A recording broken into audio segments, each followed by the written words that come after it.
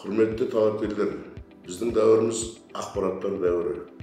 Егер сіз ақпарат саласының қызметкері боламын десеңіз, Қазақ ұлттық университетінің журналистика факультетіне оқуға түсуге талап етіңіз.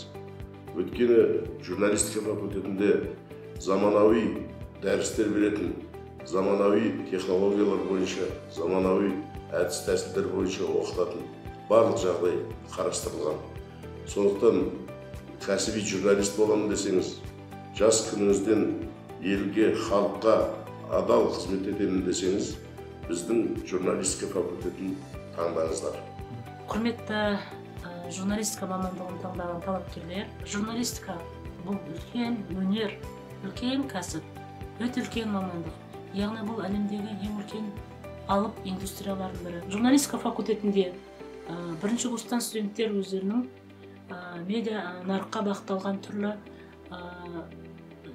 дағдыларын қалыптастырады. Соның қатарында біз сіздерді жазда өтетін Әл-Фараби атындағы Қазақ ұлттық университетінің Ыстықкөлде орналасқан жазғы лагеріне шақырамыз. Келесі бір мүмкіндік бізде қыста жылда Іле Алатауында бүкіләлемдік радио күніне арналған журналистерге, студенттерге арналған қысқы журналистика мектебі өтеді. Бұл да өте үлкен орталық азиялық деңгейде өтетін халықаралық ірі шаралар.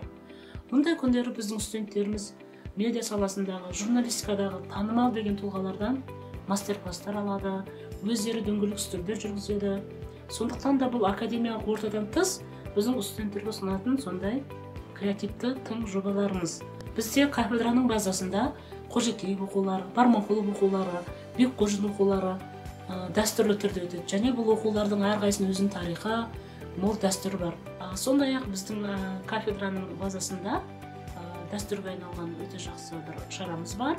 Бұл Астана медиа мектебі.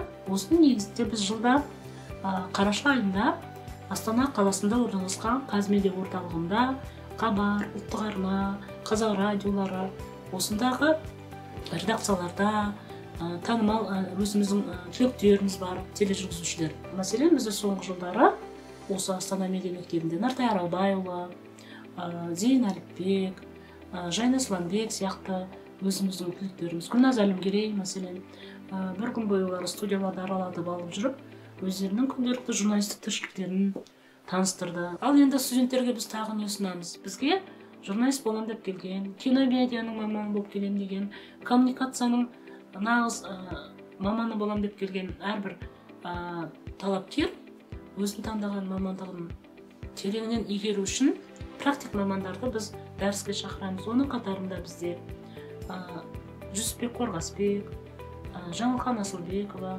Анна Данченко сияқты біздің практикада жүрген мамандар дәріс оқиды.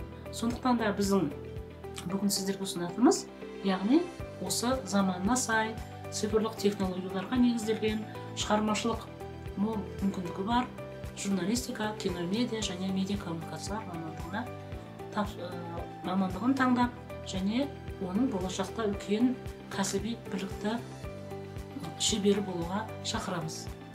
Озат танылған, мектепті жақсы бітірген, түрлі шығармашылық жетістігі бар, сөз өнерінде, не болмаса басқа да байқауларда жеңімпаз болған талапкерлерді біз таңдап алып, іріктеуден өткізіп, танымал журналистермен кешкі уақытта Инстаграмға эфирге шығарамыз. Сосын ары қарай біз офлайн режимде өзіміздің студияларда, өзіміздің оқу лабораторияларында кездесулер, мастер-класстар ұйымдастырдық.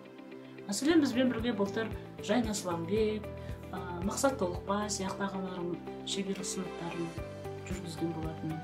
Биылғы жылда біз осы медиакампус жобасына өздеріңді шақырамыз. Біз шығармашылық емтиханға осы медиакампус жобасы аясында дайындаймыз. Сіздерге сәттілік!